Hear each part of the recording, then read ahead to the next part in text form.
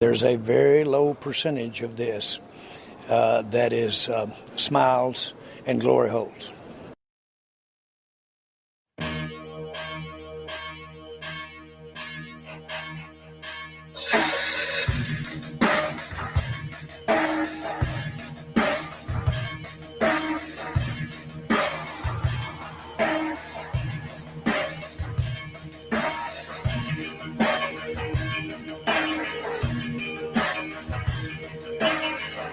A friend in need's a friend indeed. A friend with weed is better. A friend with breasts and all the rest. A friend who's dressed in leather. A friend in need's a friend indeed. A friend who'll tease is better. Our thoughts compressed, which makes us blessed and makes for stormy weather.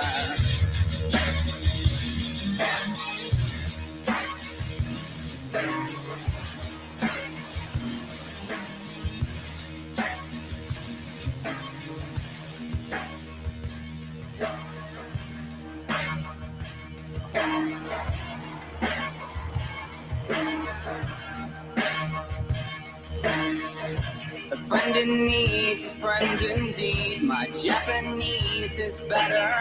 And when she's pressed, she will undress. And then she's boxing clever. A friend in need's a friend indeed. A friend who bleeds is better.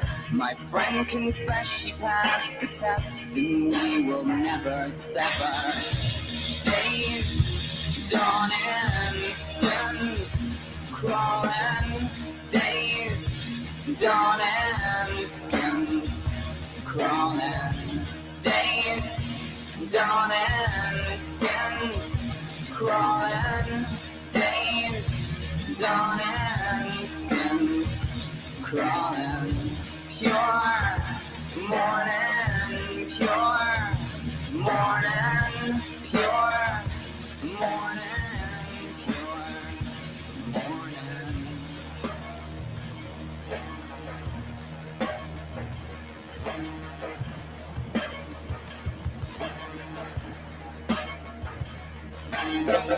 A friend in need's a friend indeed. A friend who'll tease is better. Our thoughts compressed, which makes us blessed and makes for stormy weather.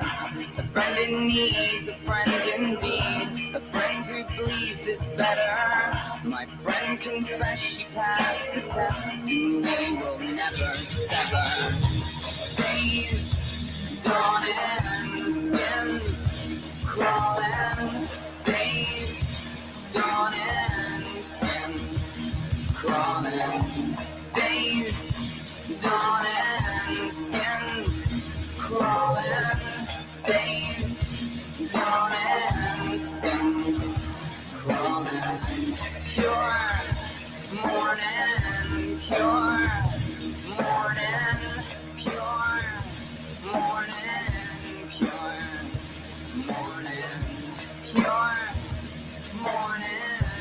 pure morning, pure morning, pure morning. A friend in need's a friend indeed. My Japanese is better. And when she's pressed, she will undress. And then she's boxing clever. A friend in need's a friend indeed. A friend with weed is better. A friend with breasts and all the rest. A friend who's dressed in leather.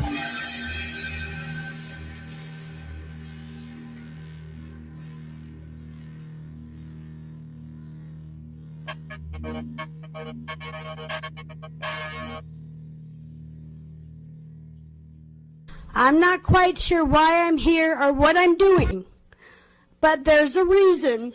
I don't like Facebook, and I don't like the internet. The library blocked my password. Same. Now tell me, does that make any sense to you? Relatable. This is absolutely lit. This is lit, lit, lit, lit, lit. Lit, ladies and gentlemen, welcome to Dark Times with Dark Match Steve. Right now, you could call it High Times with Dark Match Steve. Lovers. It is 420, the date, and we started the stream at 4:20. What are we, some fucking adolescents over here giving a shit about 420? I smoke every day. No, I don't really care that much, but no, it's a good excuse to smoke extra. It's a good excuse to get extra baked, which we might be doing on stream with CBD. Okay, completely legal CBD, gas station, Damiana, fucking bath salt herbs. Okay, that's what I've got over here. I don't care what you guys smoke. You probably got way better stuff than me. Okay, you probably got some really killer bud that I'm not even allowed to smoke on stream. I sit here every night. You ever see me puffing on stuff? It's legal CBD crap. Okay, it's no good, and I pretend I get baked here, and it's a whole, dog and pony show. Okay, you guys enjoy the good stuff. Okay, toke it up right now. I want to see people token it up in the chat. Mods, I need mods to regulate here. And make sure everybody is baked in the chat. If you're not baked, you're banned. Okay. Where are we tonight, by the way? Facebook, YouTube, and Rumble. So not only are you probably baked, you're probably, taking double ivermectin just to party it up a little bit. Double up on the horse pace. Let's do it, lovers. It's 420. Okay, and unfortunately, we're not just going to talk about token it up the whole stream, guys. Unfortunately, we've got somewhat more serious issues to tackle here a little bit. We're going to be checking up on Jordan Peterson, guys. A couple of the topics we're getting into. Jordan Peterson and Rogan with the Ibogaine stuff. So, yeah, Jordan Peterson's health has been kind of all over the place. And his daughter, Mikhaila, has released a video discussing what some of his problems are. And it seems to be some medically induced induced issue that he's having right now. It relates to akathisia, or that's like what she's claiming this is. We'll get it. I know a little bit about this stuff. As you guys know, and recently especially, I've struggled with some issues related to medical problems that I still have to this day that were caused by an antidepressant that I took for 3 months 15 years ago. 15 years ago, I took a medication for 3 months and it fucked up my pancreas. You guys know about this. I don't want to be like a broken record tonight. We're going to talk about a little of that probably. It's going to, we're going to talk about it a little bit, but especially if there's newer people in the chat and, I can help enlighten somebody or, interest them with a relatable story.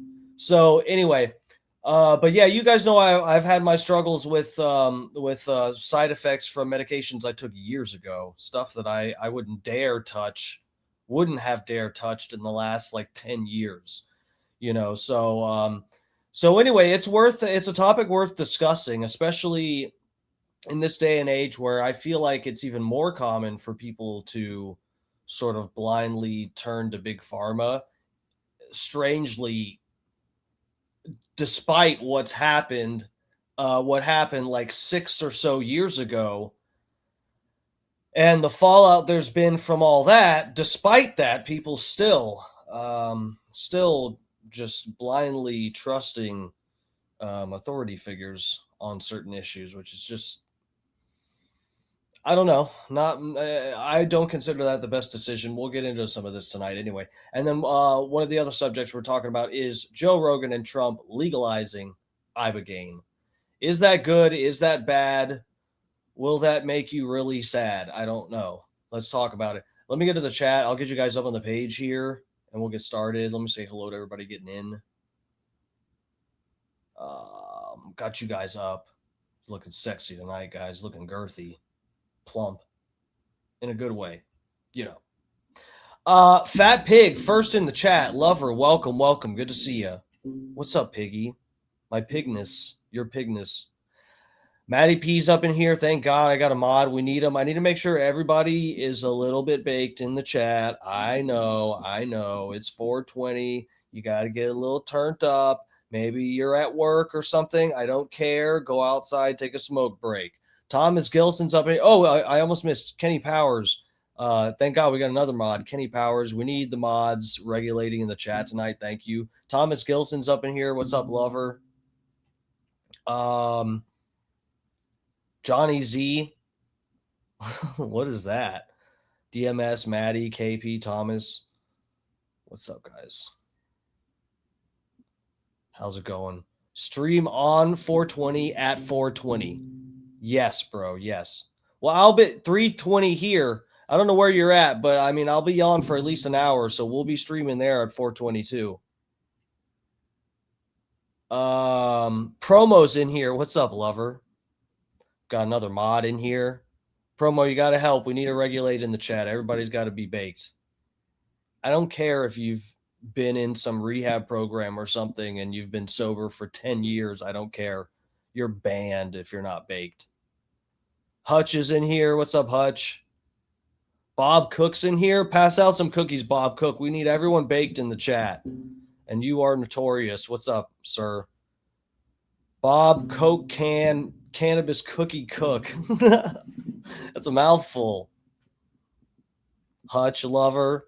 Juggalo Jen's up in here too. I know she's toking it up. You've got to be partaking today, Missy. You must be fucking ripped right now. How baked? Juggalo Jen, real question. How baked are you right now? Because, I mean, you're normally toking it up over there.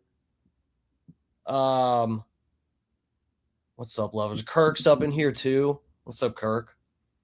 Good to see you, Kirk. This song is stuck in my head now. Placebo's fucking awesome, guys. I love Placebo. Guys, when we talked about, remember that stream that we talked about I don't want the algos to get crazy on me, so I won't really say the discussion what it was a topic, but it was about that one guy that's accused of doing that one thing to his one sister. And he runs a certain company with the AI stuff. And anyway, that's not the point. My point is we introed the song with Black Eyed by Placebo, which basically, if you cut through it, it's about growing up in a family that's kind of dysfunctional to an extent. And bro, that song is a smash hit. It always gets me. I introed the stream with that song because I thought it was fitting, and I wanted to expose you guys to another Placebo song because that's the only one I play is Pure Morning, about or at least it mentions toking it up. But yeah, I introed the song with Black Eyed, and then I forgot how every time I play that song I want to cry. And I started getting like emotional, and I had to click off the screen and go look at something else. Oh God, we're not gonna cry tonight, guys. It's 420. Donald Ferguson's up in here. What's up, Don? T. Barrington. What's up, Famalam? Welcome. That name sounds familiar, but I don't remember exactly who you are, but welcome. Good to see you in the chat. Irwin's up in here. What's up, Erwin Fletcher? Bruss. Sniz is in the chiz. Thought you could go live without me finding out, Dark Match. We were going to secretly sit in here and bash Trump, and so I didn't want you to know, so I did the stream early. Damn it. How'd you find us? I even tried to throw you off with the thumbnail and pretend we were going to talk about Jordan Peterson. Really, we're just going to talk bad about Trump in here all night. Loaded on chocolate gummies. Hey, fuck yeah. Edibles. I don't take part so much in the edibles, but I do here and there. It's really for special occasions. In fact, I should have tonight, but I'm going with kind of doing a family thing after the stream, so I don't want to be three sheets to the wind, you know. But yeah, a good edible is nice here and there. You can still toke a little bit, but you know, you can get onto the fucking moon without coughing your ass off. Take a couple edibles and you can toke a little bit and just kind of like, you know, bumps you up a little bit. Hell yeah. Big up Dark Match. Thank you, sir. The name's familiar. Are you a Bubba Army person, or you just randomly found me on the Wild West web? Most insane yet based podcast. Shrooms much better than weed. I don't like to. Well, if it depends what you're using it for. Yeah, I mean, if you're trying to get to the moon, probably a quicker path is DMT or psychedelic mushrooms, which does have DMT in the chemical structure. We've been over this before. Psychedelic shrooms are sort of like an edible form of DMT, even though, I mean, your stomach does. So when you eat mushrooms, you don't actually trip on psilocybin, you trip on psilocin. Your stomach converts it into a different chemical through digestion. But it's like almost the same exact experience. People that have actually intravenously done a psilocybin, which is bypassing the digestion in the stomach, so it doesn't transform it into psilocin instead. It's pretty much like the same experience. But DMT psilocybin does have dimethyltryptamine in the chemical structure. So it is like almost like an orally active DMT trip kind of thing. Whereas if you eat regular DMT, you know, and you don't do it with ayahuasca, then it's broken down completely in the stomach, and you're not really able to trip unless you do the ayahuasca, which has the MAO inhibitor, monoamine oxidase inhibitor, which stops your stomach from digesting the DMT and breaking it down. So anyway, yeah, a little chemistry for you. When you eat one of my cookies, you're getting wasted on THC. Yeah, pretty much.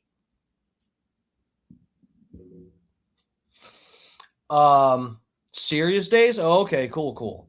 No, I knew I recognized the name. I just wasn't sure if you were, you know, from some other you know, fan base or something. I wasn't sure exactly. But what's up, bro? Thanks for hanging with us despite the drama that I've had with some Bubba Army stuff. Maddie P, I appreciate you saying that. Maddie said to please remember to like the smash button, folks. Telling you guys to hit the like and all that. I appreciate that because you guys know I refuse to take time out of the stream. I could sit here and just beg you guys to smash a bunch of buttons. Please hit the like. Please subscribe. Please, I'll suck your cock. I could do that. I could sit here and waste your time and say that and talk about hitting buttons and stuff, but I refuse to because that really degrades the value of the content. It's to fucking sit here and ask you to click buttons. So I appreciate Maddie P doing it in the chat so you can read that and I can just continue with the content and we don't have to take time out of the stream to talk about smashing buttons, even though I really need you to do that. I really need that. I need the support because I'm just on here doing this for free. The page isn't monetized. I'm just out here barely keeping my head above water out here in the internet, barely getting clicks. I need the help, but I refuse to degrade the content by asking you to hit the button. So thank you, Maddie P. Let's move on. Candy bar shrooms. I've had a couple that have been awesome. Yeah. Hell yeah. Put in subscribers only mode. Should I? What, the chat or the the stream? All right, let's get started. So, wait, let me hit this bong. What do we got in this bong? CBDs. Legal. 100% be a waste of time if you call the cops on me. Don't waste government resources. Don't waste our tax dollars like that, you scumbag. This is CBDs. Let's pop a toothpick first. Okay. So, guys, Jordan Peterson. I know he had, like, what the fuck? He did, like, something where he went into, like, a medically induced coma or something before. I don't know. I haven't kept up with him that much because, quite honestly, there's been, and this is a shame because even though I don't agree with a lot of stuff he's done and said and whatever, he's been a hugely influential and positive, I think, positive influence on a lot of men, and I think myself as well. And he was also someone who was familiar with Terrence McKenna, guys. Jordan Peterson was was definitely someone familiar with Terrence McKenna. I think they talked about it on Rogan's podcast before too, that Jordan was familiar with Terrence. So I always thought that was really cool, you know. But yeah, there's been a few things where I've just been like, ah, God, you know, like I haven't kept up with Jordan that much because there's been a few things that, like when he got triggered by Nick Fuentes, I just feel like it was a moment of failure that was just like incredible. I think there may have been a couple times when this happened, but where he's just like, I refuse to speak to Nick Fuentes. And then didn't Jordan, he released all these different videos where he singled out specific religions, like an open letter to Christians, an open letter to Muslims, where he's sort of like critiquing things about their religion and stuff like that. And you guys know, like everyone was waiting, like, hey, where's the open letter to you know who's? The you know who's, guys. Where's that one? There was no open letter to them. There's one religious group, large Abrahamic religion, that Jordan Peterson refuses to critique. And it's just like, it's a moment of failure where I feel like the newer generations of people on the internet that really want to have these open discussions, you know, if you're not able to do it, we're moving on type of thing. And not that I don't appreciate some of his stuff, but I will also say I did not like his performance where Jordan Peterson debated destiny. Did we? I don't think we covered that on the stream before, right? Have we played that debate? Anybody in chat, do you remember if we played Jordan Peterson versus Destiny? Did we do a full debate review of that? Because I don't think we did, but it wasn't impressive. I was a little disappointed with Jordan's performance on that, because he really, man, it sucks. It sucks when you want to see. And granted, guys, I'm a fan of Destiny, you know, yeah, I would say I'm a fan of his. I am. I support him. I don't like some of the stuff, you know, there's some issues here and there with him, and I don't agree with a lot of stuff he says, but I think he's a great debater, and I love watching people, you know, take their destiny test when they try to debate him and see how they handle it, because it's not easy. And a lot of people are scared of him and praying that he has some character flaws that they could highlight to distract from the fact that they're afraid of him. So I support Destiny to an extent, but I did want to see Jordan Peterson, like someone who's a doctor, who's supposed to kind of be more informed. You know, when you see someone like Destiny, you want to see him tested too, where this is, and I mean this in no offensive way towards him, but he's like a wiki warrior, you know? This is somebody who's supposed to be one of the critiques and labels. Eat More is up in here. What's up, bro? We did Jordan Peterson debate Destiny. Debate Destiny's Child. I thought, oh my God, bro, you got me. I didn't pre-read the chat comment. I just got right into it. You got me, bro. I was like, oh, we did the debate, huh? Emor, welcome, dude. Good to see you. Really good to see you. No, that's a pop. That is a pop. K-Dog's up in here too. So what I was saying, guys, sorry. I'm trying to love on the chat. So Jordan Peterson, I wanted to see someone who's credentialed like that, even though you guys know how I feel about doctors and the medical establishment and stuff. He's from Canada, though, however, so that's not really the a U.S. Pharma establishment problem. Anyway, but you want to see someone credentialed who can actually maybe test somebody who is a wiki warrior. People label Destiny a wiki warrior. He does like he debates all these topics, and he sometimes debates people who are, professionals or well-renowned people in the field.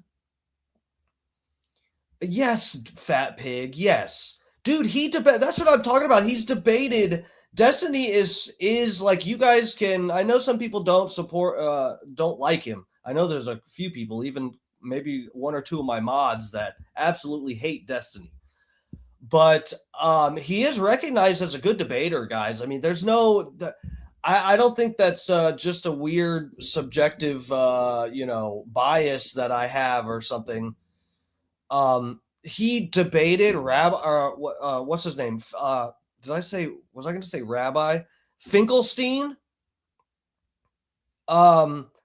Norm Finkelstein, that's his name. Norm Finkelstein, and that other fucking guy. I forget the other guy's name. Norm Finkelstein, he debated these guys. He did a 6-hour-long debate on what's his nuts.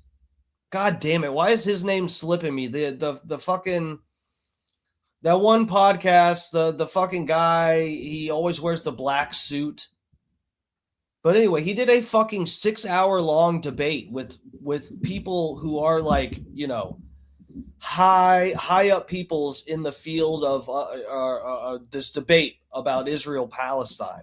A 6-hour-long debate, guys. And this is just from him going online, doing his own research on shit, and I admire it to an extent. But you want to see someone like that who, especially when it's some of the issues that were brought up, some of the topics are things that I disagree with Destiny on. So I wanted to see him pushed by someone who does sort of agree with me a little more and is credentialed, and it was disappointing. I got way too long-winded with that, but anyway, that was just another example of a time where I was disappointed by Jordan Peterson's performance, and where I was sort of like, wow, like I would have handled that conversation better. And I'm an idiot, I'm an internet look it up yourself idiot, and I would have handled that better. He said something like that, we're gonna get too long-winded, but the fucking the Vayers, they were debating stuff with that topic. I don't even know if we should go down that road because of the algos, but Jordan Peterson said that Vayers is like a high standard of it's like the highest standard of medical information, something like as if the information in Vayers is like some extremely vetted information, and it's not. It was like, and he sort of caught himself right after he said it, but Destiny really, Destiny caught him on that one, and it was just like, it was such a bad moment. It's like, I mean, it's even people in the very beginning stages of being skeptical of the Vizaxizines, even some people in the very beginning stages of being skeptical of those things understand very early on that Vayers is just reported stuff. Like that's not like, that's not like a high standard of data or something. It's interesting and worth discussing.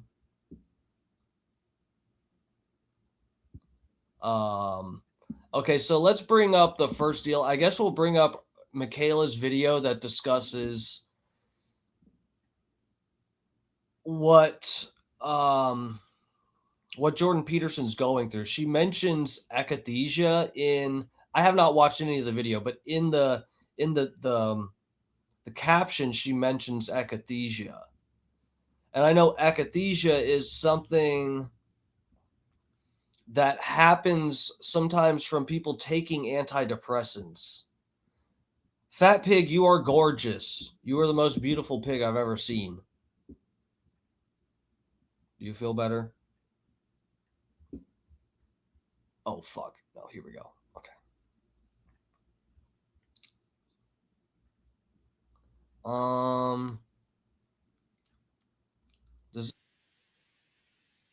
Okay, here we go. Let me get you guys over to this tab. I thought it was going to pop over, open a different tab, but I guess not. It's just streaming from her YouTube. How does this work? Honestly, can I ask a stupid question? Does anyone have a goddamn clue how this works? Like, who's getting the view right now? This is it says YouTube. I'm watching this on her Twitter. The link here, this is from youtube.com. So this is a YouTube video. Who's getting the click? Or is everybody getting a click? Is this a nice mutually beneficial thing that Twitter just plays the YouTube video through their tweet? And the tweet gets a view? Does this count as a view on a Twitter video? Does anyone have a clue? This is a serious question. I'm actually curious.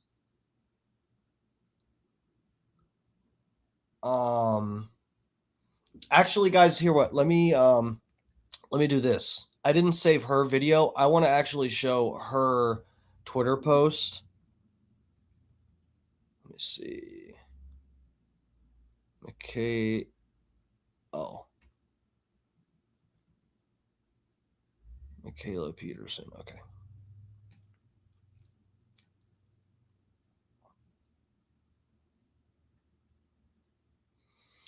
Okay, so let me go back over to this tab so we can actually read her caption.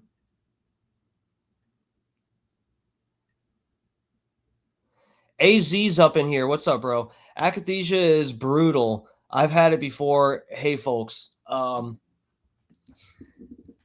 Dude, so I told you guys what my issue, and maybe I'll explain a little more with my medical stuff later in the stream if we have time. But yeah, so you guys know I had like what I would argue there are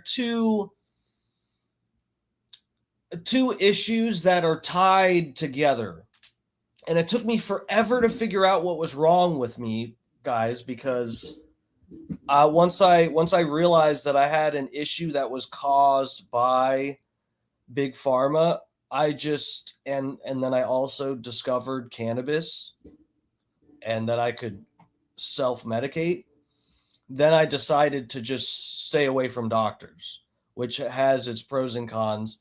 But anyway, I have an issue. I forget what they call this. I could look it up real quick, but it's uncontrolled muscle movements that was caused by Abilify. And then also I have what my doctor said is likely a pancreas problem due to taking Abilify. And again, that's the drug I took. I only took it for like 3 months back when I was in high school. Yeah, I knew you spelled it wrong, akathisia. I knew I had to remember how to spell it myself, and I always remembered it as AKA thesia, you know, like also known as thesia. But anyway, no, Steve, you were born gay. No, I'm telling you, the medication caused it. No, so anyway, it was uncontrolled muscle movements. There's a 3-letter acronym for it, but then there's also like a blood sugar problem that I have, and she says it's likely hypoglycemia caused by like the pancreas having a reaction to the Abilify, which she said we now know happens to some people. And it went hand in hand, guys. Like I'm telling you, I never had any kind of issue with blood sugar, anything, or anxiety, or uncontrolled muscle movements. The blood sugar thing actually tied, well, I would say 3 problems: uncontrolled muscle movements, anxiety, blood sugar problem.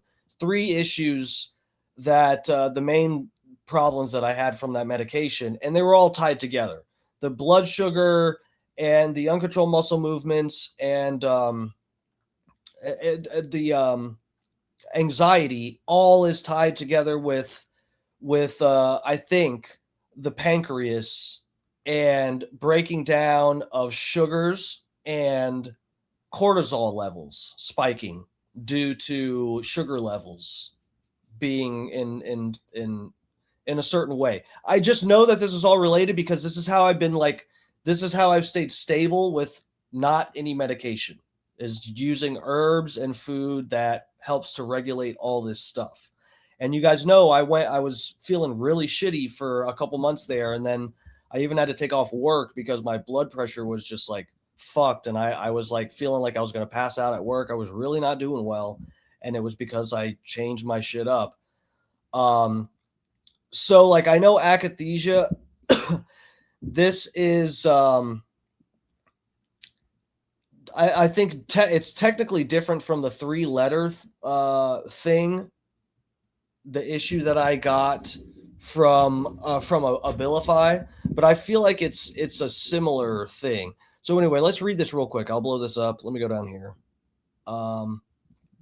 So this is Mikhaila Peterson's tweet. We figured out that dad has a psych med induced neurological injury and has been suffering from akathisia. It's been 6 years since any psych medications. Last summer, his symptoms started after a flare up, likely induced by mold and stress. It was complicated by pneumonia and associated sepsis a month later. It's been horrible. Neurological injuries from psych meds are far more common than people know. I made this video to explain what they are and what akathisia is because they're not talked about enough. They're misdiagnosed, nearly impossible to treat, and hidden by the pharmaceutical industry. I don't plan on making another update about my dad. It stresses my family out and myself, and there's nothing more to say about it until things get better. Which, guys, I don't know. I mean, I just have a bad feeling about this. Of course, I hope Jordan Peterson gets better. I feel like I love Jordan Peterson. You know, like I really care about. I want him to get better. But I just really got a bad feeling. You know, and we can. I got some clips saved and stuff. So she says, what, 6? It's been 6 years since any psych medications. Dude, I don't think that's true. And we can try to double check when this appearance was on Jordan Peterson. But I think I have a clip saved that someone posted where it seems like this was like not that long ago when Jordan Peterson was on Rogan's podcast. And he claimed that at that moment he was on psych meds. So I don't know. Jordan fighting nihilism. Yeah. Dude, we saved the clips. Jordan has been somebody who I think has incidentally himself been a doctor who is, you know, like understands psychology and stuff, but has also made himself a victim of the worst aspects of that system, you know, where, look, guys, you know, I don't want to be too irresponsible here and like be telling people not to take medication or something, but I just, and that's not what I'm saying. I'm not telling anybody to disregard what their doctor says or something like that. I just want to encourage people to do some thinking. And maybe if you're somebody who isn't on medication yet or is already considering like, man, maybe I'm on medication, I don't like the side effects, maybe there's better options and like whatever, you know, I want to like encourage people to sort of think for themselves with some of this because this is just weird and sketchy territory. And you can get so philosophical with making your decisions on any of this stuff. And guys, like I said, when I was a kid, I've gone over this, but when I was prescribed that drug, that Abilify shit that really messed me up, I was a kid. I was in high school. And I was not warned that there's a possibility that you could have some side effects that are going to considerably make your life worse. And for 15 years, you're going to struggle to really understand what happened, you know? And a lot of people are going through the same thing, just like Mikhaila said in this tweet. And, you know, and I saved Destiny's reposts of some of her stuff. Dude, it's a shame because Destiny, you know, I feel like he is a smart person, but there's some, like everybody has biases. And sometimes I think there's some biases people have that do, even unfortunately for people like Destiny, who are great debaters and really smart people, that their biases towards some stuff will make them really not think as clearly. Jordan openly battles with God. He does, and now he's privately battling. But unfortunately, guys, I feel like he, you know, we've got clips of him pushing this idea that, oh, I'm going to be on medication forever.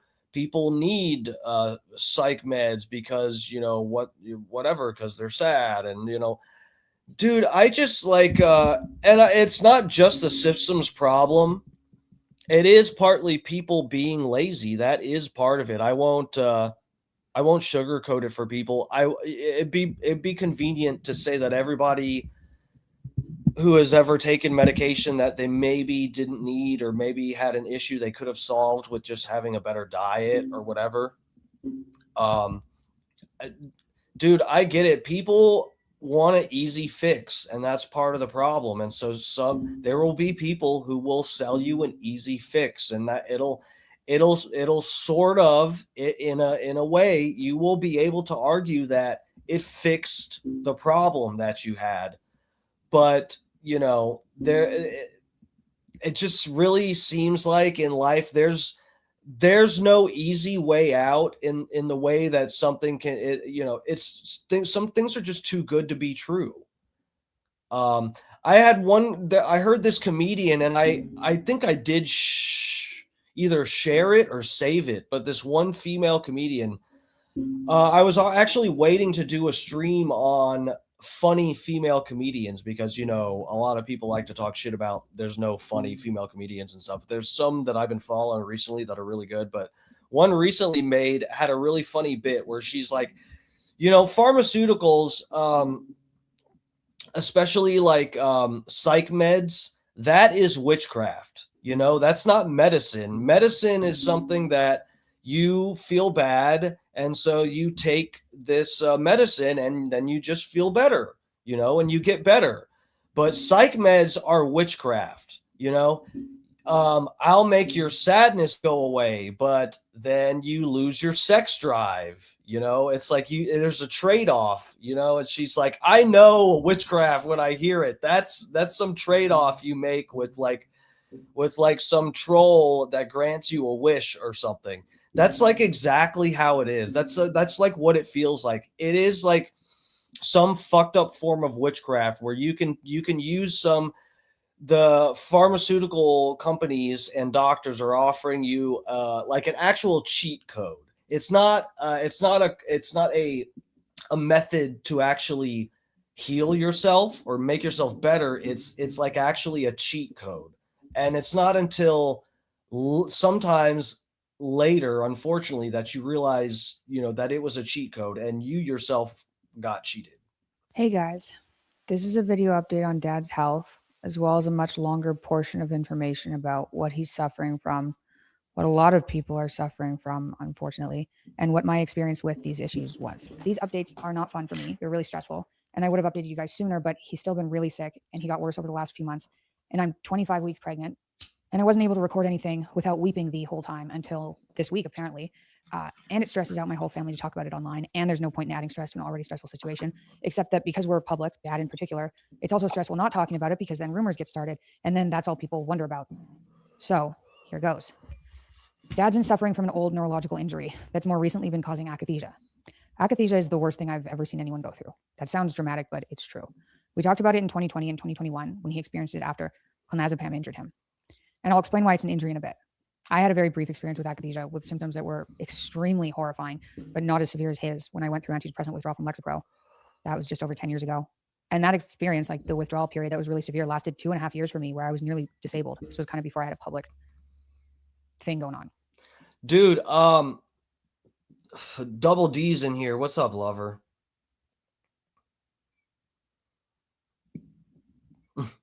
AZ, proven to help treat depression. Possible side effects include loss of scalp and penis. Yeah. No, dude, that's witchcraft. That's not medicine.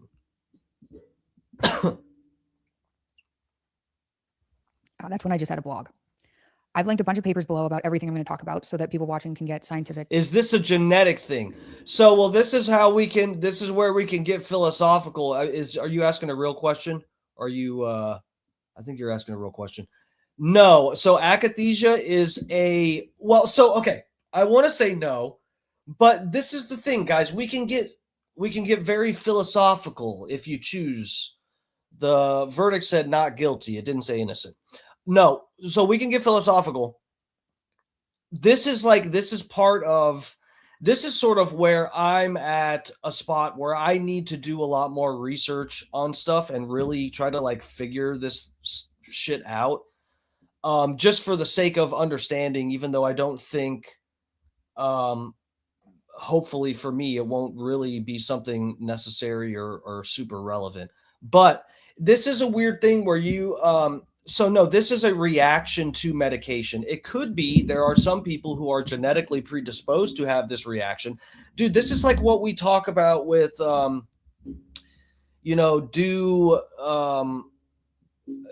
do people actually have a gene that gives them cancer? Like, say a type of cancer runs in someone's family. Okay, that's what they will say is or a heart condition, heart problems run in your family, or this type of cancer, lung cancer, runs in your family is what they'll say.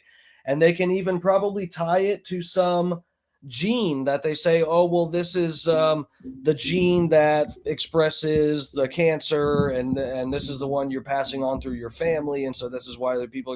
You can say that, but there's this argument that I haven't heard someone really explain away properly or dispute properly, and I need to look into more. But and I even have a couple of friends that are a couple, and they have 3 kids, and one of them has a problem of some neurological issues that they believe was caused by one of those things, one of these things, and they did a bunch of genetic testing and stuff like that. And we're talking about a lot of it with me, and they ruled out that it was a genetic thing. But even when we were getting into this, they were asking me, I wasn't trying to push my opinion on anything. They were asking me, they were like, dude, what do you think about this? Like, they said this, and that. We think it could be the things that they jabbed her with, because she seemed completely normal and was even starting to talk. And then she's completely regressed. And now she's developing late and having seizures and all of this stuff like this. And it's like, dude, so I when people say a heart condition or a fucking cancer runs in their family, it's like, to me, you're not looking at 2 people that are part of the same genetic family line that are raised in isolation from carcinogenic stuff, And that would even make sense with people that are in the same family might be exposing themselves to the same type of carcinogens that would cause the lung cancer, or maybe some kind of heart issue caused by something they're exposed to in the food, that everybody in the family eats the same food, and they've been eating the same type of diet for whatever since and all the fucking heart problems and stuff. A lot of this stuff went skyrocketed in the early 1900s and stuff. And, we can argue about why that is. But, anyway, this is where we can get hugely philosophical with at least my understanding of genetics, which is basically nothing. But like I said, guys, I've watched debates, and you guys know I try to understand with the spare time that I have free. But I haven't heard a good explanation to explain this philosophical, question that I have to explain it away. That is it really, you have a gene that makes heart problems run in your family. There's been millions of years of human evolution, possibly at least hundreds of thousands of years of human evolution, bare minimum, that have got us to this point. And we've just been carrying a fucking a heart exploding gene all this time so that people would fucking die from it at age 30. We've just been carrying a give yourself cancer gene for millions of years, and it's not been a problem, getting along all this time, and no big deal. People dying of cancer. Like, I don't know, guys. Or is it we have just an insane amount of carcinogenic bullshit that we're exposed to in the environment, and I don't know, guys. I really don't know. But no, in a shorter form, no, this isn't akathisia. Generally, I don't that this is an issue, a side effect induced by antidepressants and stuff. Background information about what this is, because it's not talked about nearly enough for how catastrophic it is. In my opinion, psych med injuries and psych meds as a whole should be considered a national emergency, given 1 in 6 Americans, or possibly more depending on the stat, is on one of these medications, and long-term use appears to cause mitochondrial dysfunction that manifests as a neurological injury. I'll get into more of that in a bit too. Yeah, and guys, also keep in mind, I don't want to overload you with starting and stopping this, but you guys know I like to add some stuff to it and not just steal someone's video. A lot of she might say some of this, but a lot of the fucking studies that seem to show positive benefits from these kind of psych meds, these are short-term studies. This is part of the issue with people getting prescribed these things, because people aren't prescribed these for like 6 weeks or something, which is like what some of these studies are, literally like a few weeks, 6 weeks or something like that. People go on these and they're on them for years and years and years, and they'll switch to something else and go on it for years and years. I've been through this. Akathisia is a side effect that's way more common than people know, usually caused by psychiatric medications, although other medications can sometimes cause it. And so can sudden cessation from those medications. That's a huge trigger. So like suddenly stopping one of the medications that can also cause it. And sometimes people with Parkinson's can experience it too. It is intolerable discomfort that makes people want to crawl out of their skin. It's a neurological injury, really. A lot of people don't survive it, and there's no quick fix, although I'll go into how we've dealt with it before. Without videotaping me sobbing, and it seems like a bunch of my sadness this week has turned into anger, which is actually at least more enjoyable for me. But without posting a video of me sobbing, I don't know how to describe how bad it is in words, but I'm going to take a stab at it. You guys could look up videos of other people suffering with it if you want to. It's catastrophic. Before I get into it, let me be super clear. Dad has not... Dude, maybe we'll do that later. Guys, after we get through this video, we'll look up to see if there's some videos, because I haven't seen videos of other people, but I can tell you guys what I was going through for that week where I was really fucked up and had to, call out of work and go to the doctor and stuff for that week. I mean, dude, it's crazy. It's like an acid trip without any cool visuals, and you're just having a bad trip. That's like what it is. Your skin crawls. I don't know if that's like, guys, I'm not saying I had this, but I'm telling you what I experienced, and it sounds like this. But yeah, dude, this sucks. Been on a psych medication since January 2020. This recent flare-up of neurological symptoms wasn't due to new medications. That's partly why we had no idea what was going on for about 6 months. We went to specialists, obviously, and it was misdiagnosed repeatedly, which is super common. Then he got pneumonia and sepsis, and obviously that's a whole thing to recover from too, and dangerous. This year's just been terrible. This recent flare-up that started last August was likely due to the stress of both of his parents, my grandparents, dying last year, moving countries, selling his home, and mold exposures, which was enough to trigger a recurrence of neurological symptoms, like what he experienced in 2020, 2021, something we obviously didn't think was possible after 5.5 years away from these psych medications. But I've talked to psychiatrists who say they have patients that experience this. This has been unbelievably hard on my family. Every day for the last year has been hell. I haven't been posting podcasts regularly online because until a few days ago, I've cried every single day. My brother's stressed out. My mom is stressed. I mean, it's impacting so many people.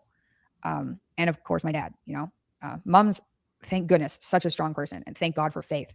If it weren't for my dad, dude, I'm gonna actually message her, or I'm gonna put it in a tweet or something. This might be so retarded, but I'm gonna give her my whole diet rundown. I really am. Just at the possibility that she could read it and it could help him, and maybe there's a similar issue that he's having that is maybe in some way like what I was experiencing, because it sounds so much like it. and our love for him and the strength of our family and how we've been through so many health problems, you almost adapt. No, you don't, because it's too awful, but like we have got good communication skills and we're closer, if anything, now. Otherwise, this would have just crushed us. I've certainly been walking around in a state of panic for almost a year now. Pregnancy hormones definitely don't help that. And then to make matters worse, I don't even want to mention this really because I don't want to give it any attention, but some journalist online reached out to me trying to pin dad's symptoms on stem cell treatments, which is so dumb, it's hard to fathom. And I responded, which was stupid. You should just never respond to a journalist. But I was like, hey, I really appreciate you looking into doctors, but like, that's not what's going on with dad. I'm going to talk about what's going on with dad. But it just isn't associated with stem cells. And he ignored me. And anyway, that kind of thing is annoying, obviously. So dad had stem cell IVs over the years a couple times to see if they can help with neurological pins and needles and pain and like sensitivities and things. And I had mentioned in one of my videos that last summer in June, he had a stem cell IV from a specialist. This is a specialist I don't know. He was like hooked up with him from one of his friends, a great specialist, but it's not someone I'm connected to. He stayed in a moldy hotel for that treatment, and that brought back symptoms. It wasn't the stem cell IV. He's had hordes of those. And trying to link the stem cell IV in June to sepsis from pneumonia in October is insane. Anyway, sepsis happens within days of an infection. So not only are we dealing with missing my dad, pregnancy for me, taking care of him, and being really sad, but we also have to deal with morons on the internet. Fucking Kirk. This said this girl plays the victim card so well. She's talking about you right now, dude.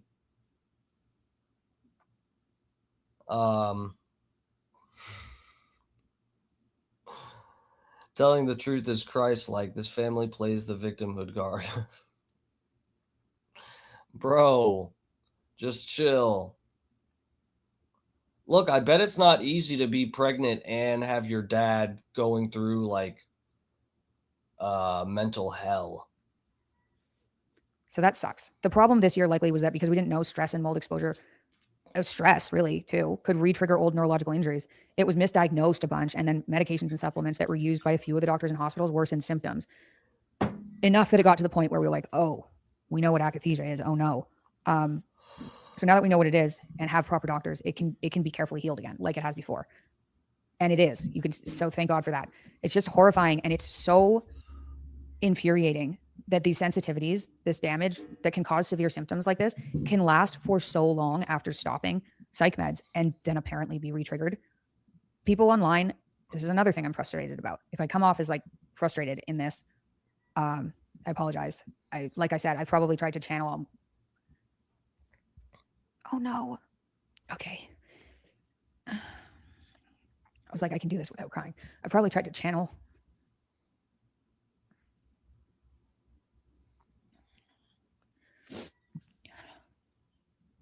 Wow. Well, I'm not channeling very well right now, but I've been trying to channel my like sadness because I've been so sad into anger because I'm tired of being sad. But this like neurological injury, calling it an addiction, is so stupid. Dad doesn't fall into that category. We've made that clear so many times. He quit smoking and drinking when he was 27. He just isn't that. Instead, he falls into the unfortunately common category of people who were prescribed psych meds long term. And it's not like they were prescribed for no reason. Like severe, crippling, life-ruining depression, the kind where you can't get off the couch for 30 years, runs in my family. Okay. Damn, is that vodka? Just kidding. So yeah, she says runs in the family. Dude, this is like, honestly, guys, I'm at this weird spot where I've oh shit, I didn't mean to click that.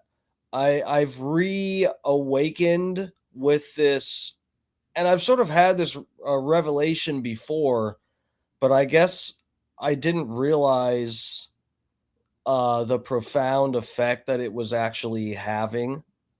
because I was in such a fucked up state when I started switching my diet up, and I didn't have it really narrowed down as to what exactly I was doing right. I have it a little more narrowed down now.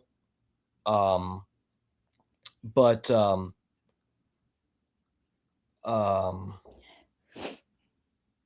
wait, what was she saying? I'm baked. Sorry, guys. Okay. God damn it. I was getting to something. Now I'm too baked. I need to hit the bong again.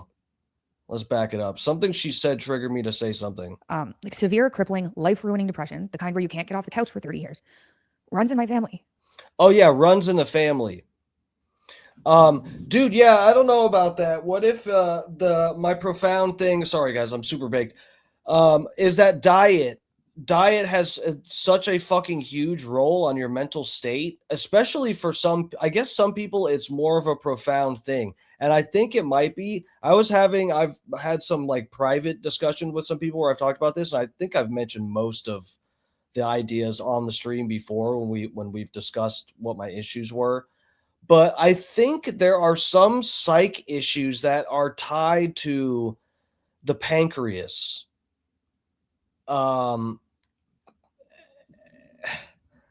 Like I think some people react to food and stuff differently when their organs are processing stuff even a little bit differently, and it can have a profound effect on your mental state.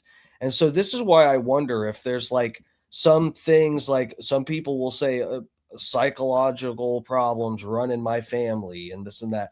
But what if you guys have like actually had some, what would be technically a deficiency, not for other people? Like you could be eating, other people can be eating that same diet and maybe not react the same way, and they'd be fine mentally. But what if you're all eating the same bullshit for generations, you know, growing up in the same household, learning to eat different these certain meals, and you grow up with a lack of something in your diet that is a necessity to your mental state. Okay.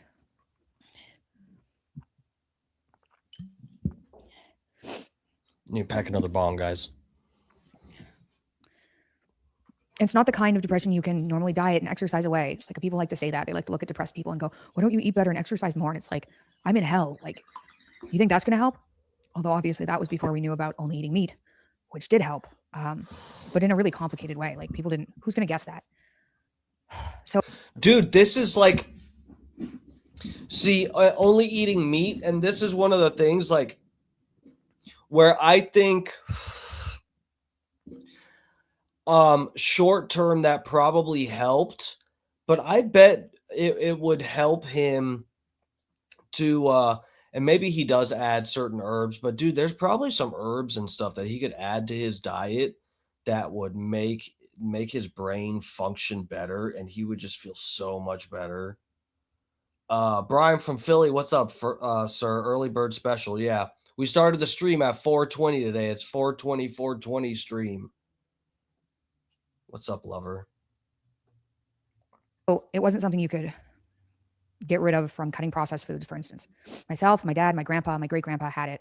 My great-grandpa was left on a doorstep, so I can't imagine he came from a very stable. Dude, and this is, I thought cutting out processed foods, like that does help a lot for feeling less shitty. It really does.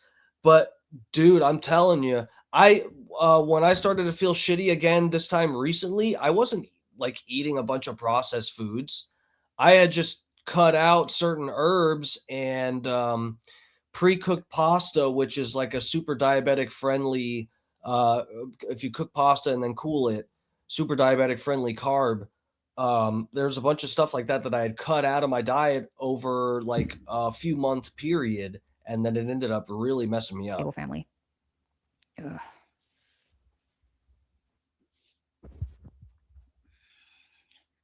Okay, I have a Kleenex now.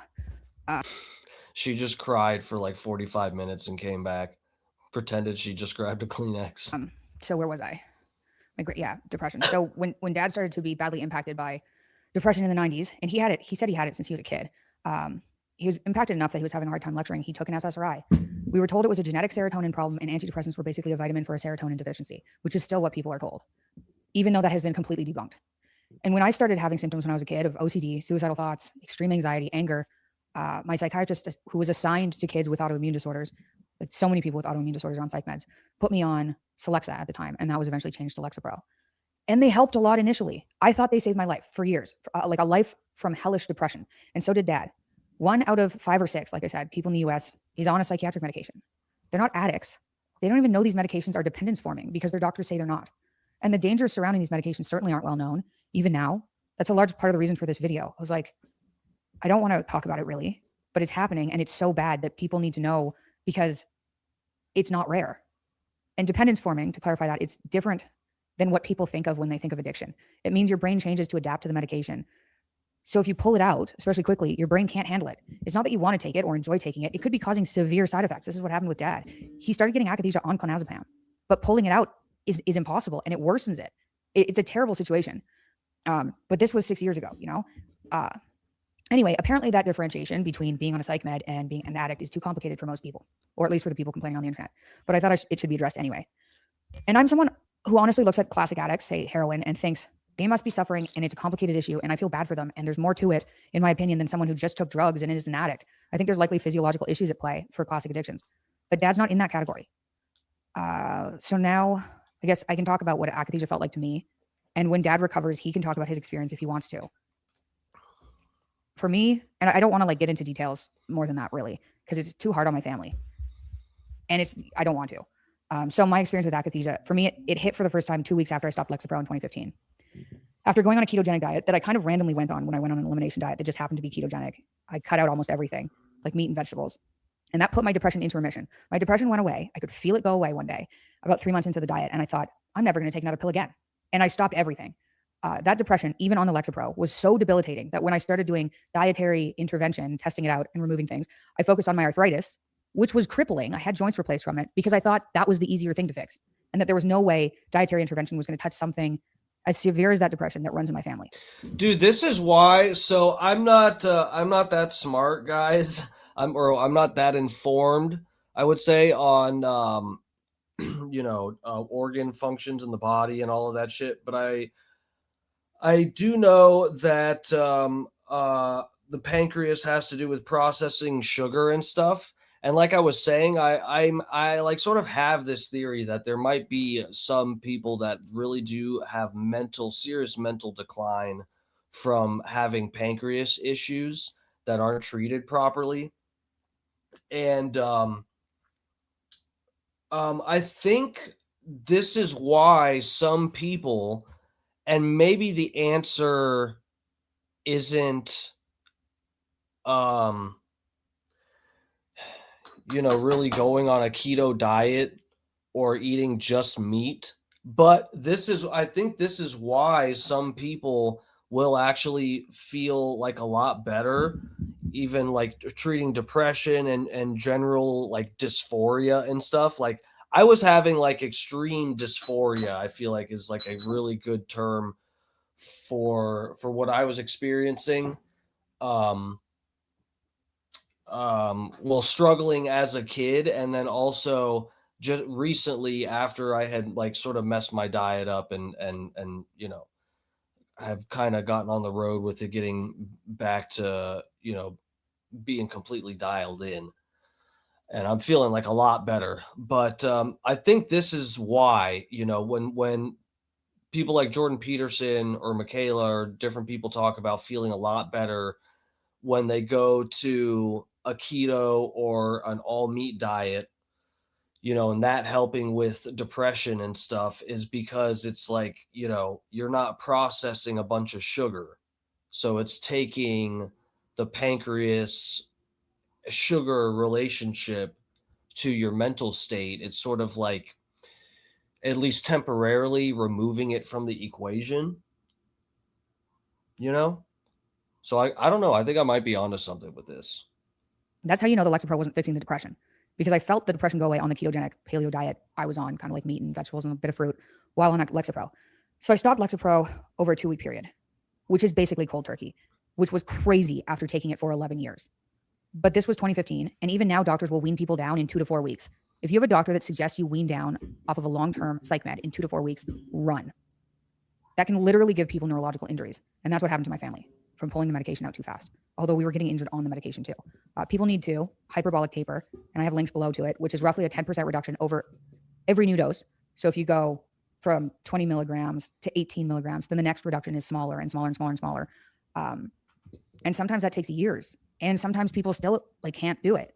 So I developed insane sensitivities to food, light, sound, stress, smells, chemicals, vitamins, supplements. Like my body freaked out. This is why I eventually started only eating meat. That wasn't for fun. It was because I was insane. And getting to the meat diet took me 2 years to figure out. And I suffered quite a bit, even on the paleo and ketogenic diet during that 2.5 year period. So the akathisia and the bad psych med injury symptoms felt like I was overwhelmed with a sense of impending doom that was stronger than anything you can naturally feel. And I know that because, for instance, last summer I was in the hospital with my newborn, and we thought she was going to die. And yeah, that's what AZ said. Pancreas is a blood glucose thermostat. Keto uses ketones for energy, not glucose. Yeah, that's what I was saying. So, well, I didn't say that, but that's what I meant about, taking the pancreas sugar relationship out of the equation of your mental state, right? So if you go keto or all meat, you're not using glucose. Yeah. AZ knows what I'm talking about. AZ's locked in. That was the worst thing I've ever experienced. But the stress response I experienced during antidepressant withdrawal was almost hallucinogenic. Like it wasn't a natural stress response. That's, I guess, the best way I can describe it. It felt like I was falling into a volcano while being chased by a bear. Like I had the physical sensation sometimes that I was falling. And there were days when the only thing that felt soothing was wrapping my arms around me. This was like more of the akathisia symptoms, and rocking back and forth to try to calm down, or stamping my feet, or like shaking my hands. It felt like severe restless legs, but also in my arms and body. Everything I saw was pixelated. Bro, this was what I was going through. This is exactly what the fuck I was going through. Guys, there was one point where I felt so shitty.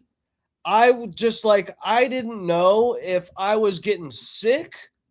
Like it felt like at one point it felt like having an extremely bad acid trip, and the physical sensation was so overwhelming of feeling my skin crawling and just wanting to, like, moving around really like helps, which is why I even still worked out some of the days when I felt this shitty, except one day where I felt like I might have given myself a heart attack, and I just like stopped.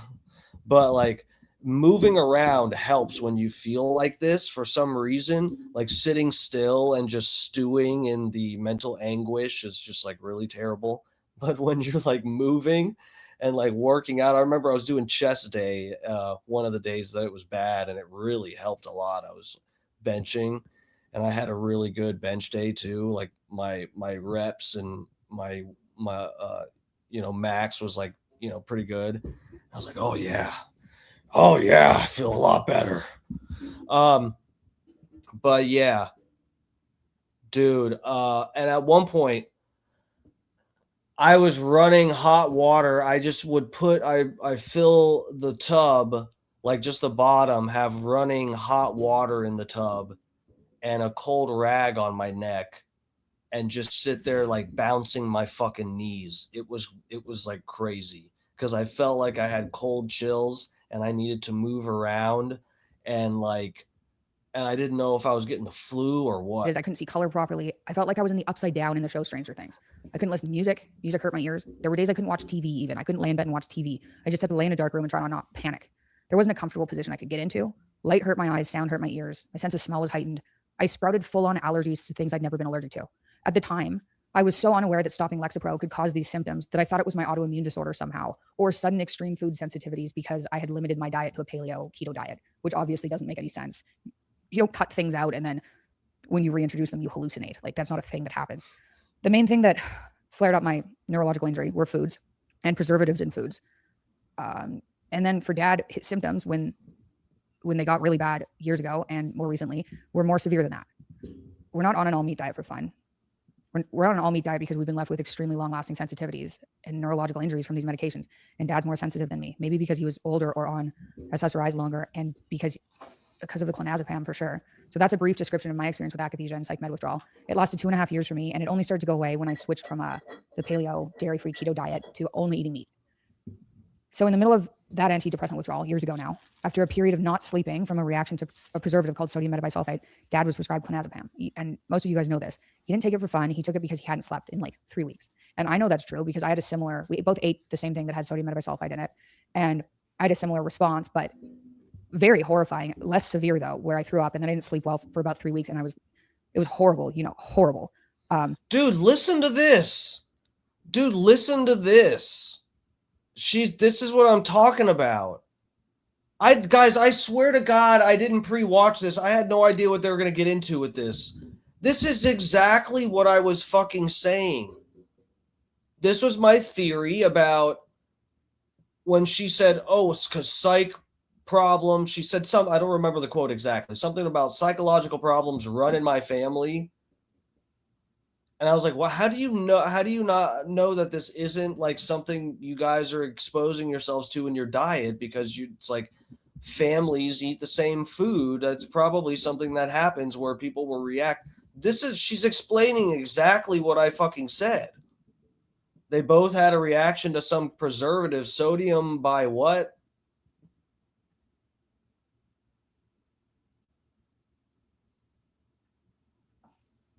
He was pale, near anaphylaxis, couldn't really breathe. That was one of those weird allergies that popped up that neither of us had before stopping medication. I didn't have food allergies before stopping those meds. Neither did he.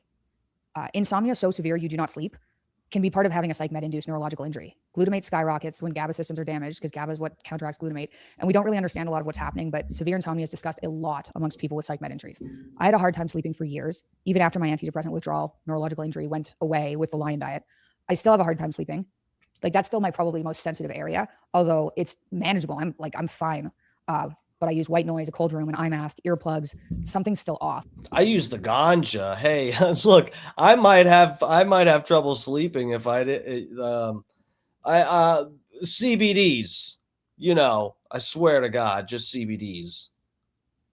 And I'm sure it's from the lingering damage SSRIs did. Dad's doctor prescribing him clonazepam for insomnia due to the undiagnosed SSRI withdrawal, or more aptly described as neurological injury, injured him further.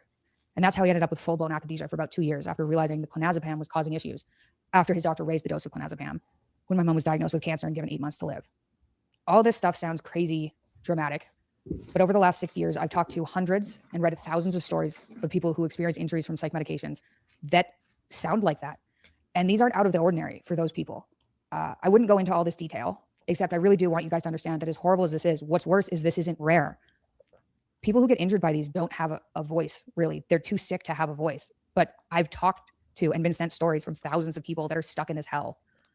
SSRI prescriptions and benzodiazepine prescriptions long-term are super common. And the majority of people who take them, especially long-term, have withdrawal or neurological injury from them. It's almost always misdiagnosed as recurrence of their symptoms because doctors will use the same words to describe it. And then these poor people end up on 2 or 3 more medications to stabilize their worsening mental illness when it's really neurological damage from the medications themselves. Most psychiatrists are completely inequipped to handle this. They don't even know about this. They certainly aren't taught about this in medical school. Most people don't know it exists. When it happens in families, like a lot of the time, these people are outcast because people can't understand why they're acting the way they're acting. And I'll be the first to say, when I first took a Celexa, it felt like it worked. I felt my shoulders drop. I felt like I could breathe again deeply. I stopped panicking. I stopped having suicidal thoughts, and my OCD disappeared. That was when I was 11, but I remember it vividly. And I remember how I felt like before I started taking them. But by the time I was 13, I was certainly still depressed. I stayed on them because I thought, oh my gosh, if this is how I feel with medication, imagine how bad it is without it. But what ended up happening is I got more and more mentally ill over the years, was diagnosed with bipolar type 2, had a seizure from Wellbutrin when that was added in, suffered from severe restless legs that was really intolerable, that I thought was part of having an autoimmune disorder or something. I didn't know it was associated with SSRIs. And I just ended up getting worse and worse and worse. I just always thought I would be even worse without the medications. That wasn't true. What I needed to focus on was mitochondrial health, really. So I'm going to get into that now. Mitochondrial dysfunction is like ketogenic research. In 5 years, it's going to be mainstream. Like ketogenic therapies are moving into the mainstream, thank goodness. There's mounting evidence that dementia, Parkinson's, Alzheimer's, long COVID, and those weird chronic diseases that people get that are hard to treat and kind of fringe, but most definitely exist, like chronic fatigue, Lyme, POTS, MCAS, like those kind of things, that have this large array of seemingly unrelated symptoms that include things like chronic fatigue, depression, brain fog, anxiety, chronic pain, lightheadedness, weird chemical and food sensitivities, are due to mitochondrial dysfunction, because that impacts your whole body and your brain. 10% of us by weight are mitochondria. So when I talk about neurological injuries, what I'm talking about is mitochondrial dysfunction that manifests like a neurological injury. This is pretty cutting edge research, and I've linked papers below so people can read more about it. In the previous kind of announcement videos, I talked about how whatever was going on with dad had been diagnosed as SIRS. That's still true. He definitely has SIRS. Otherwise, the mold exposures he experienced wouldn't have caused neurological symptoms. That's chronic inflammatory response syndrome, and it's almost like mold-induced illness. And I think that the genetic predisposition to mold illness is likely what caused the severe mental illness that ran in my family that was then treated with medication. I talked about how it felt spiritual, and it does. It's been hellish. I know, like, other people going through really stressful periods with sick families, like, know what those periods of time are like, and like, it's hellish. My daughter last summer was hospitalized the same day as my dad. That seems odd. There's a biological basis for what's going on with dad, and we finally know what it is. But I do think there's a spiritual element, or is. I'd also say if mentally ill, desperate people are given medication that's supposed to ease their suffering that ends up nearly killing them when they stop, or even while they're on it, and then they can't stop, I would say that's evil. Have you guys heard of post-SSRI sexual dysfunction? It's way more common than people realize too. And podcasters are starting to talk about it, which is good. But it causes seemingly permanent genital numbness and anhedonia, so emotional numbness. It makes people suicidal because they can't feel anything. And that can happen from short-term use to some people of these medications. Bro, I wonder if these people going through that have messed with psychedelics, because I mean, so the thing that they're talking about, I didn't have long term after. I will try to carny it up here, sexual dysfunction problems.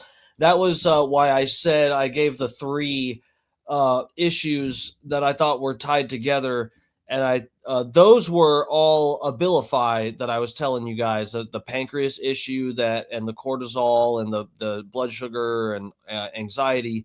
That was all tied to Abilify. I had erectile dysfunction issues caused by Prozac and Zoloft, and I can't remember which I took first. I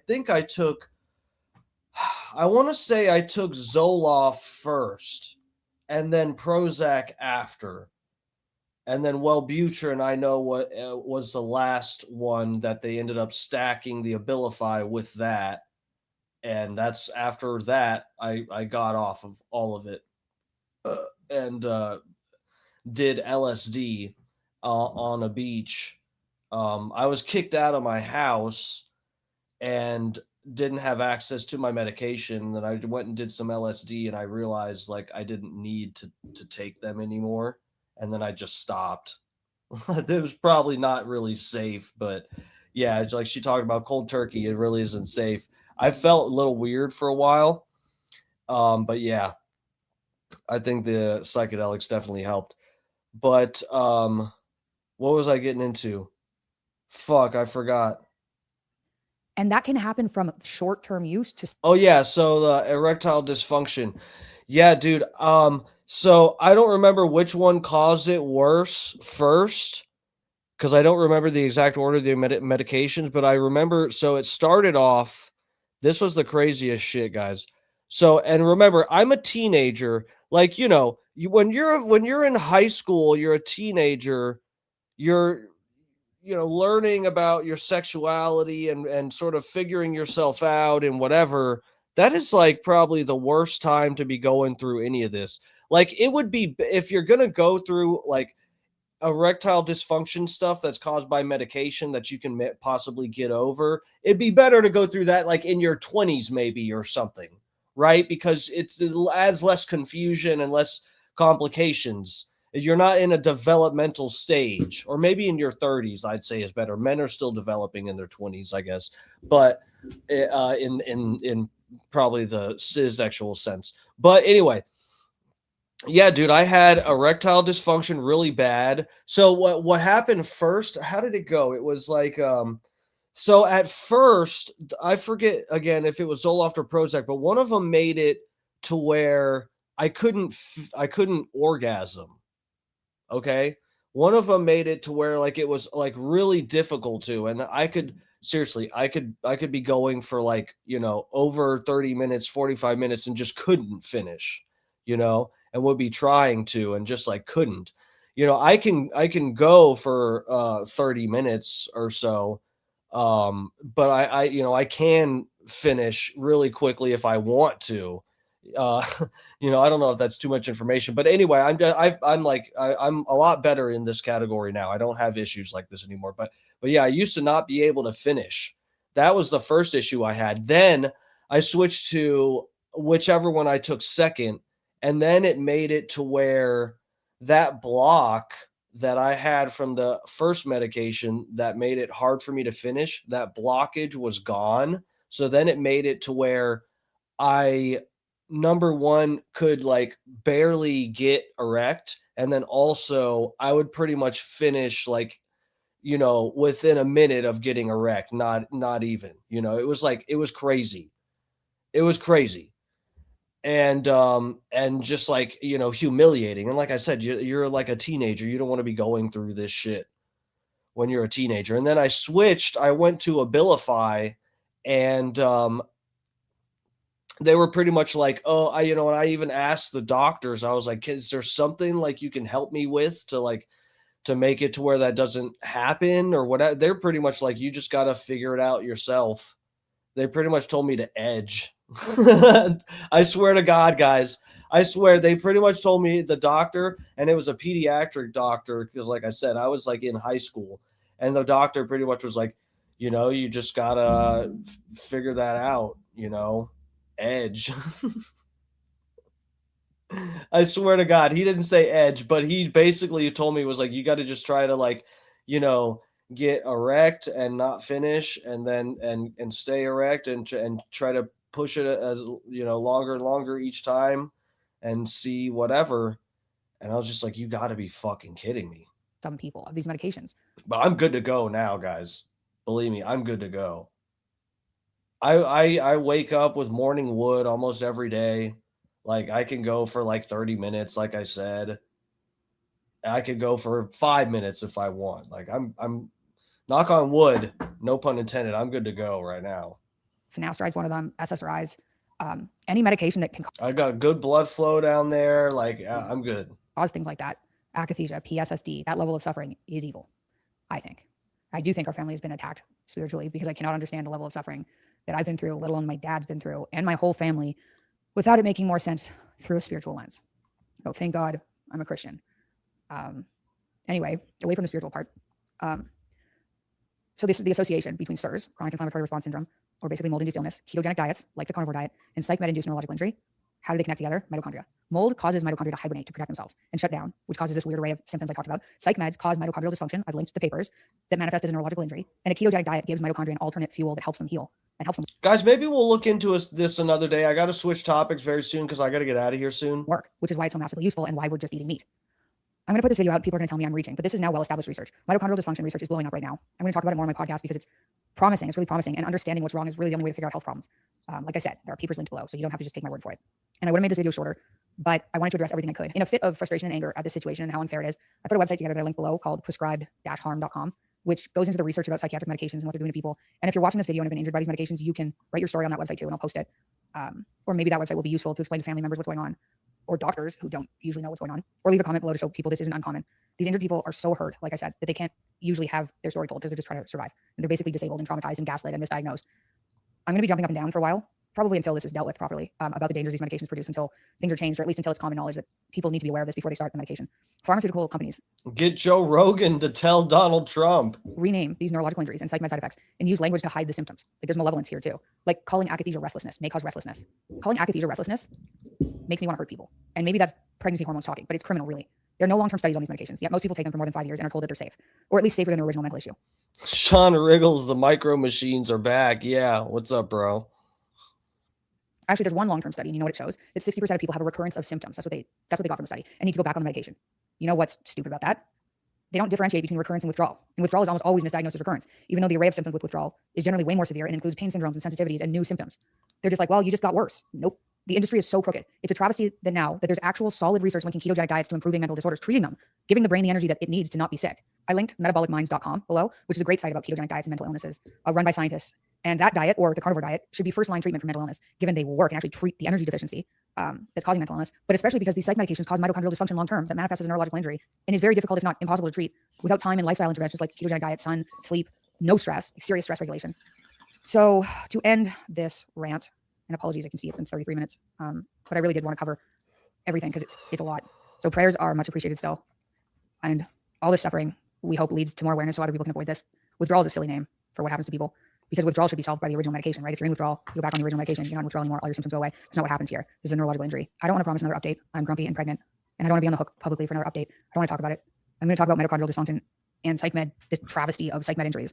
But I've been barely surviving with the pregnancy hormones and stress. Thank goodness for my husband, who's just a rock. But I'm not sleeping well. I wasn't eating well. At least this week, it appears I'm not crying constantly. Being in the second trimester probably helps that. But that's She's married to The Rock. it for updates about dad until he's back. Now that we know it's a neurological injury and we know we need time for him to recover, and we can speed it up by not provoking a reaction. Like I said, prayers are much appreciated. All right, guys. So we gotta switch it up here. Let's go to the Rogan deal. So yeah, we get it. I'm gonna check out that mitochondrial stuff. Maybe we'll take a look at that another night, guys. I'm interested to see, because it looks like she's sort of sniffing down the same trail that I am. That diet, some people are a lot more, probably everyone is sensitive to it to some extent, but some people less so sensitive to diet, and that having a role in your mental state and the proper nutrients getting to your brain. Hold on a second. Let me get to, okay.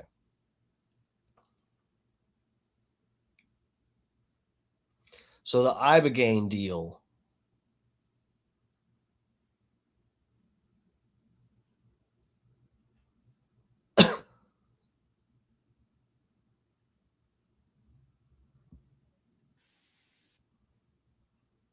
Let me get you guys over.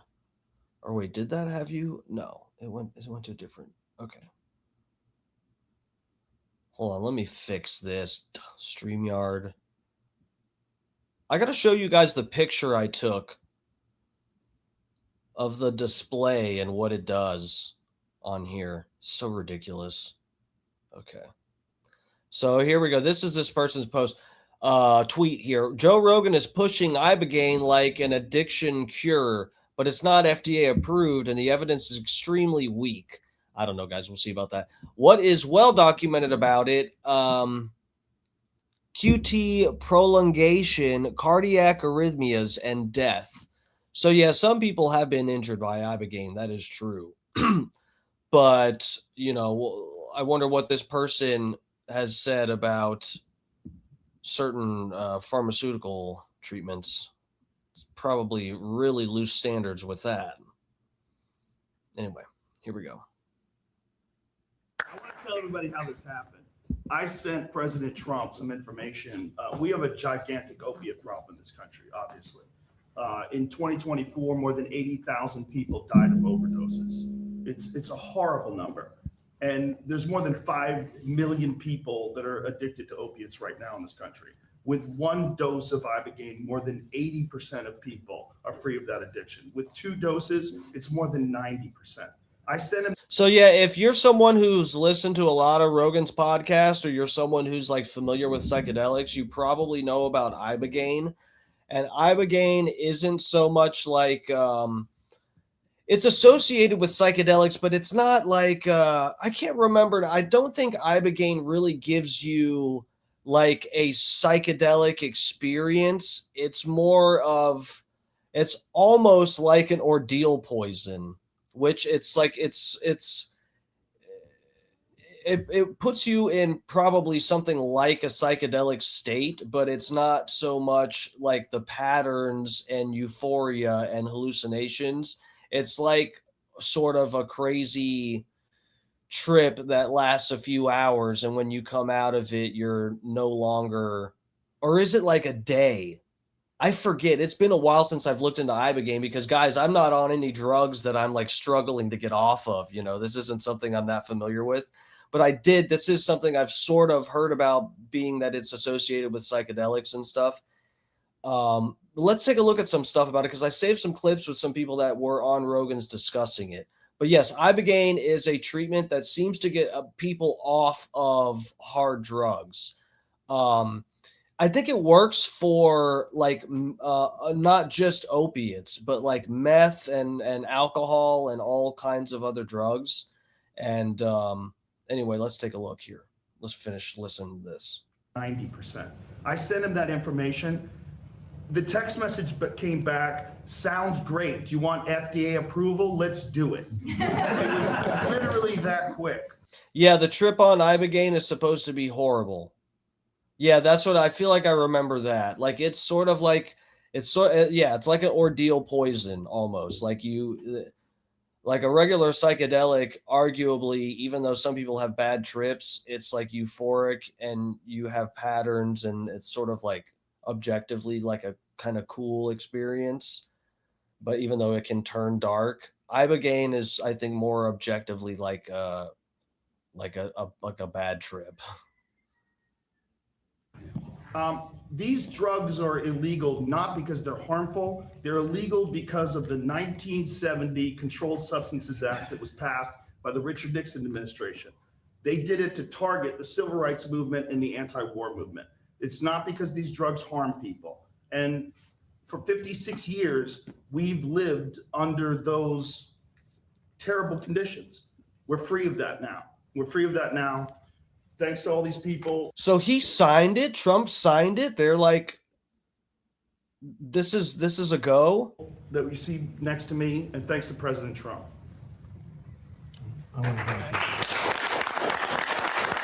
Okay, so this guy is one of the guys that's been on Rogan's podcast discussing this. Let me get this up here. We got to get out of here pretty soon. I'm getting texts about this. This is one clip. Okay, what? Okay, yeah, no. So I do have one clip. Is this Rogan's too? I don't even know. Here we go. This is a tweet from, let me get you guys over here. Colin Rugg, Mr. Rugg.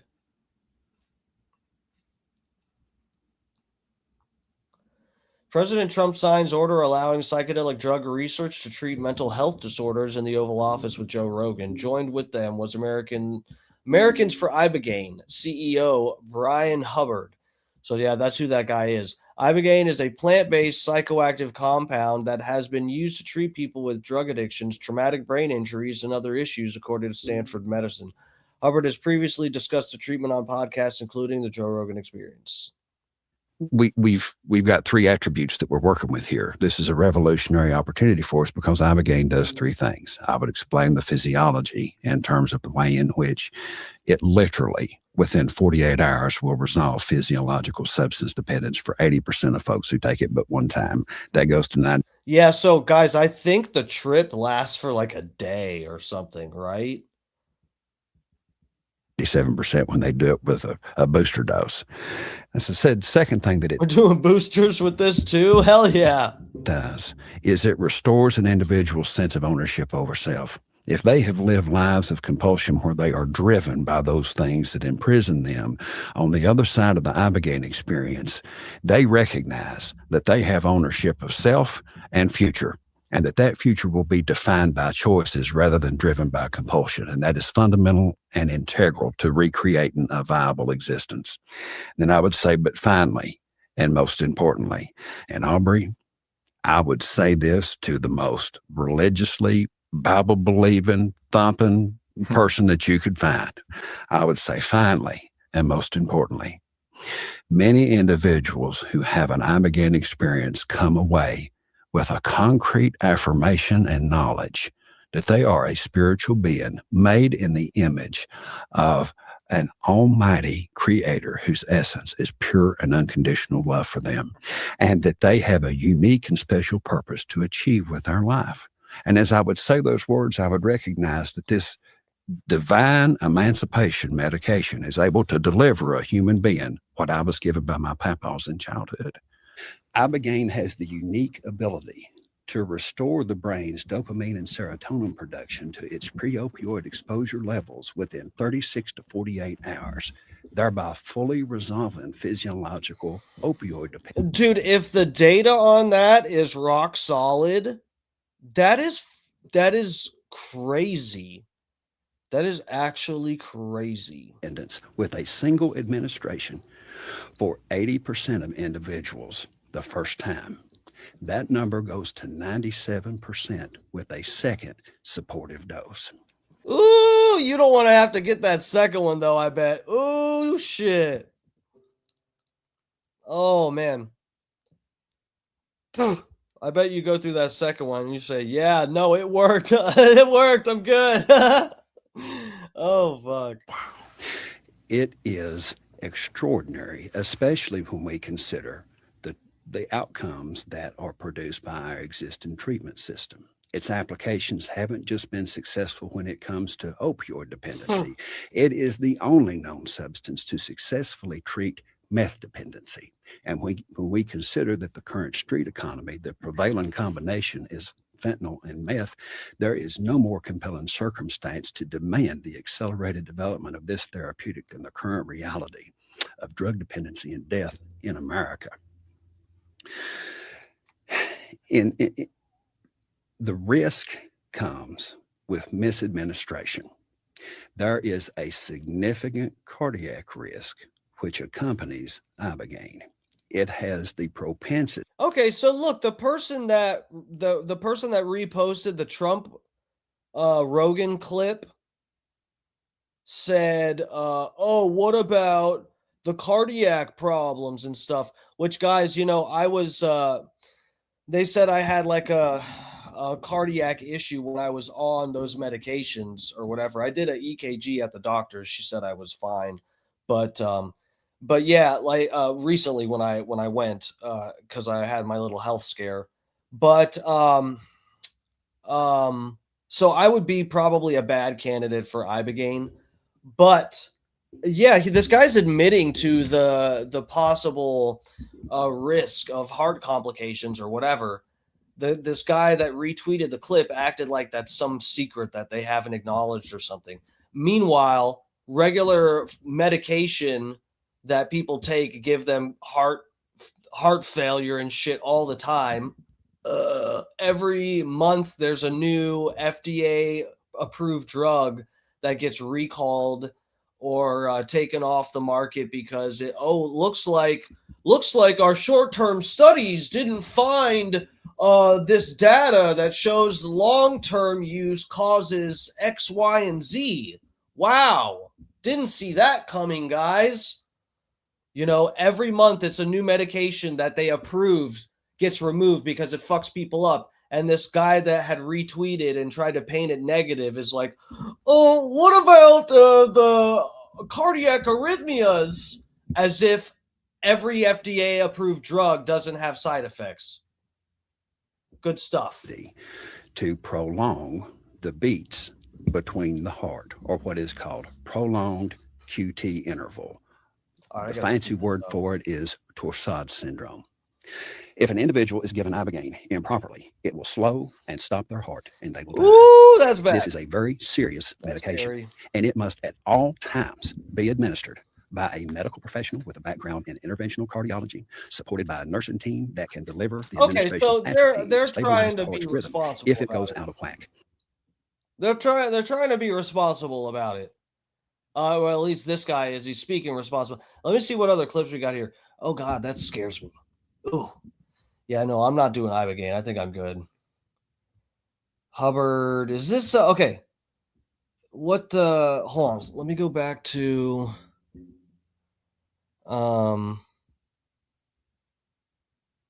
Wait, did you guys hear any of that clip? What the fuck page did I have you on? Oh no, you're on this one. Okay, yeah, that was the right one. Let me see if is that the same shirt from this clip?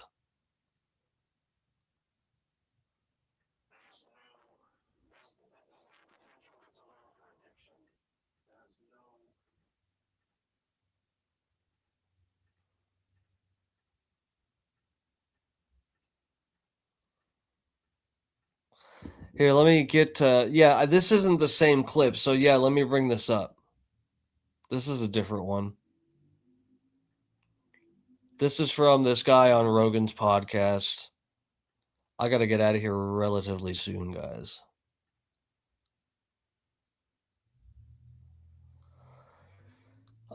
Sanford study evaluated 30 veterans before and after Ibogaine using tests, MRI scans. Research showed Ibogaine significant neurodegenerative effects, helping veterans overcome severe PTSD. Here, let's check it out. Potential whatsoever for addiction to that drug. As a matter of fact, it actually cures addiction. Somehow or another, it rewires the brain. Because of the miraculous outcomes which were endorsed by the veterans who were receiving this treatment, a group of philanthropists funded a study out of Stanford University, which was led by Dr. Nolan Williams. And over the course of several years, a cohort of 30 veterans were evaluated before and after Ibogaine treatment. They were evaluated comprehensively through the administration of a battery of psychological tests to quantify the nature and duration of their symptoms. They underwent pre- and post-treatment MRI scans. These scans were compared against a database which had been compiled of hundreds of thousands of healthy adult brains covering the human lifespan. And through an algorithmic assessment, the question was, what was the physiological effect upon the human brain, if any, to explain these miraculous outcomes were veterans who had been on the verge of suicide, who had been paralyzed by symptomatology associated with profound anxiety, profound depression. In many cases, veterans who were prescribed an array of habituating pharmacology, which ineffectively addressed their symptomatology, were not just back to what they could remember being before they experienced their trauma, but had been liberated from that pharmacology. The results of that study are nothing short of miraculous when it comes to the way in which Ibogaine has been revealed to have significant neuroregenerative properties that impact the human brain, with profound implications for conditions for which there are no current effective treatments. Specifically, the white matter that covers the surface of our brains, which is the highway across which all of our thoughts and impulses travel, grew and thickened in size across the entire surface of each of these veterans' brains.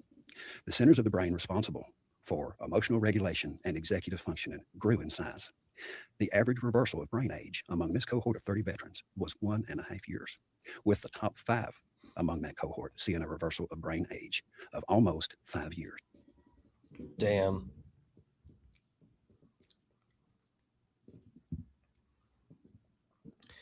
Dude, that's super, super interesting. I'm gonna look into Ibogaine a little bit more.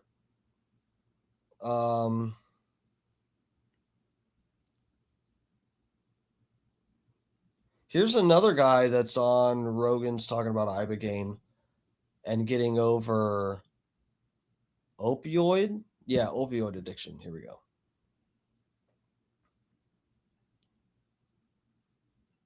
Blam, blam, blam, blam. Pladow. Knowing what I know now about Oxycontin and the incredibly nasty, addictive nature that it has. I mean, this stuff is just poison. And Ibogaine, in 48 to 72 hours after one dose, one oral application of this compound, and that addiction is gone. Not only is that addiction gone, Joe, but Stanford has done functional MRIs on an addiction. Maddie said, yeah, it's hard to do meth when you're flipping dead. Bruh. No, but when the Ibogaine almost kills you, then when you come out of it, you're so happy to be alive, you stop doing drugs. That's what it is. That's what I said. It's like an ordeal poison. You ever heard of that term, guys? Ordeal poison. There's like certain, I don't know which drugs are like this. I'm, more familiar with psychedelics, but, yeah, there's drugs that certain indigenous people have been known to take that it's like, oh God.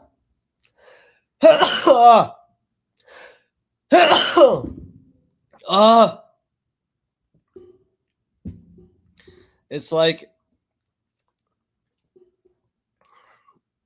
it just makes you feel like shit. Ordeal poison. Ooh, let's example.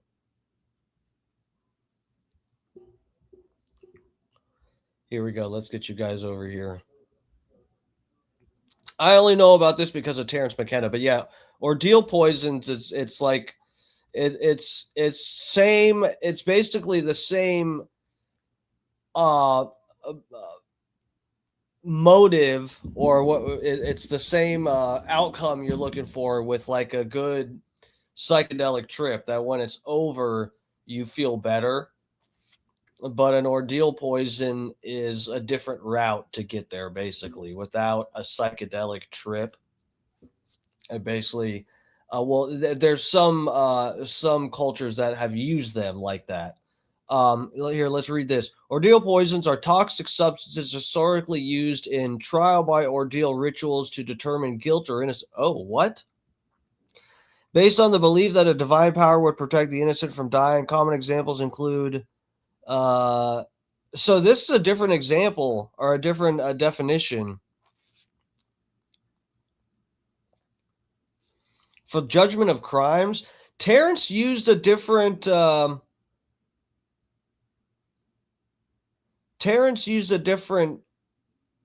definition. Ordeal poison, according to him, was there's nothing more. Oh.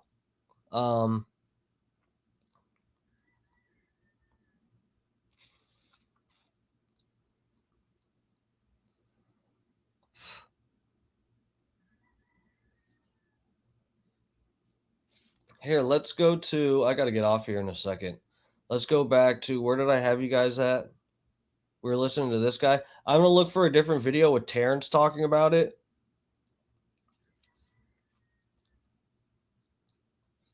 Well, no, I'm seeing that that's the definition I'm going by. Guys, we're looking at 2026 internet, trying to figure out what I'm talking about. I was listening to Terrence talk about this from videos that existed in the 90s where he's discussing this. So I'm going off of like, you know, at least a colloquially understood definition. May not be the one the internet agrees with now.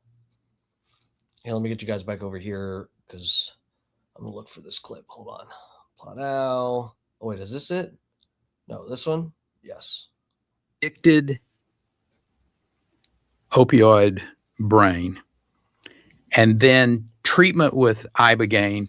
And they have shown that brain from the addicted look that those experts, those postdocs that look at this,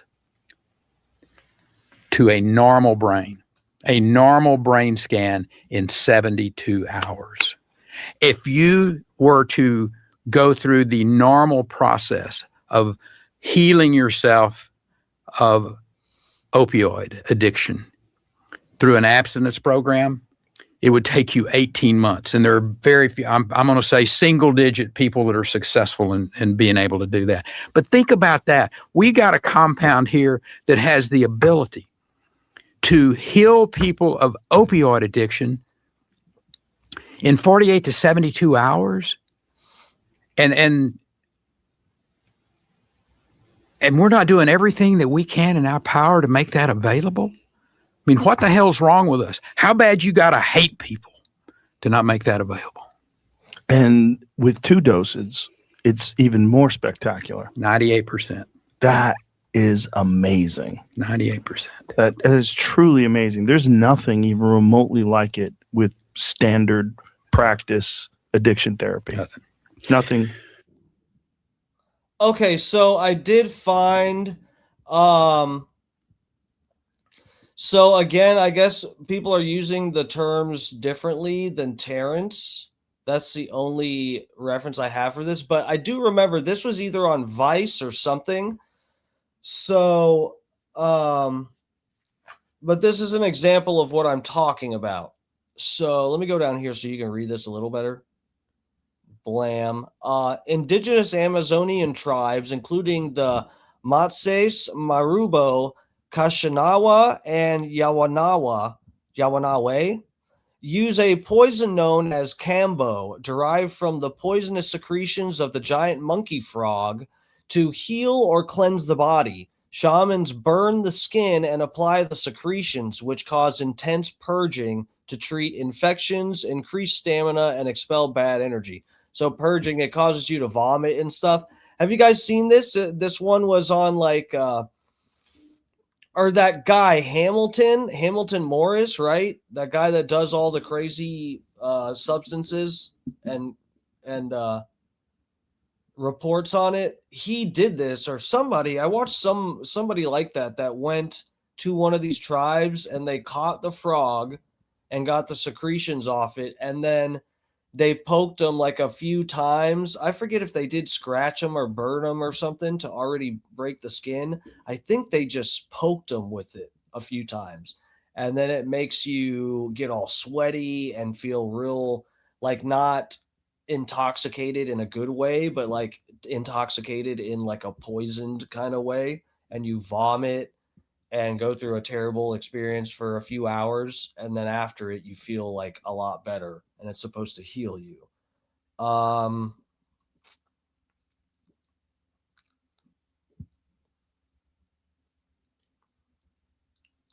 So yeah, there's anyway, there's other examples like that. I'd have to go find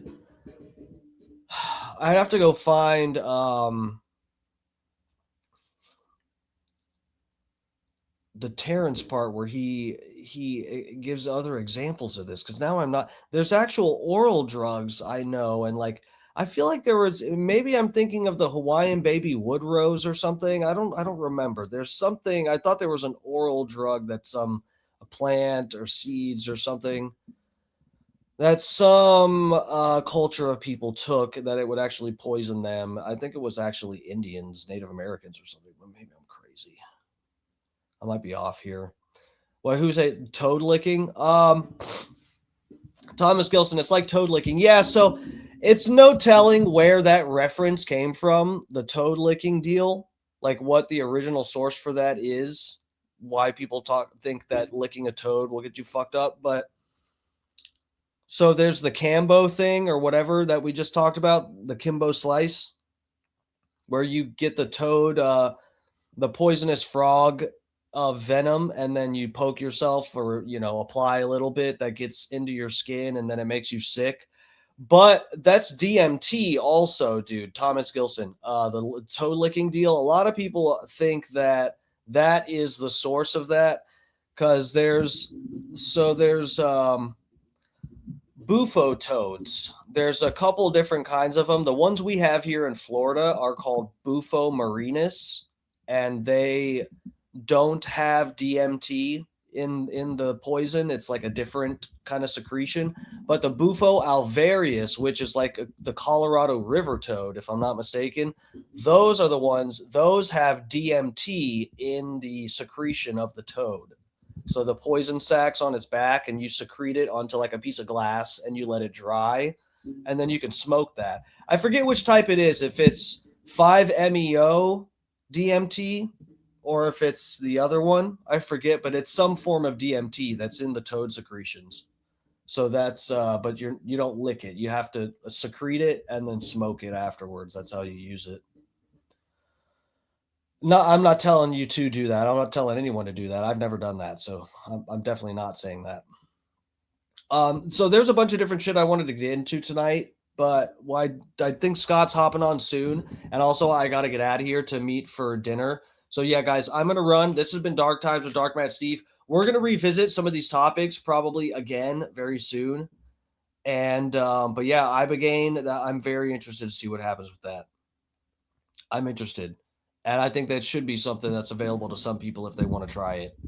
You're going to see these people posting on Twitter about it and everywhere else saying that, oh my God, you don't know, Ibogaine is dangerous. And meanwhile, they're like, they don't bat an eye when the pharma companies play a commercial on your TV for something that's like going to kill 1,000 people in the next 3 years. So anyway, just remember that. All right, lovers, I will see you guys tomorrow. Should be on at my normal time, 8 p.m. Eastern time after Scott Starbird. Scott Starbird's going on in like a few minutes here, I think, or he might be on like right now. So we got to run.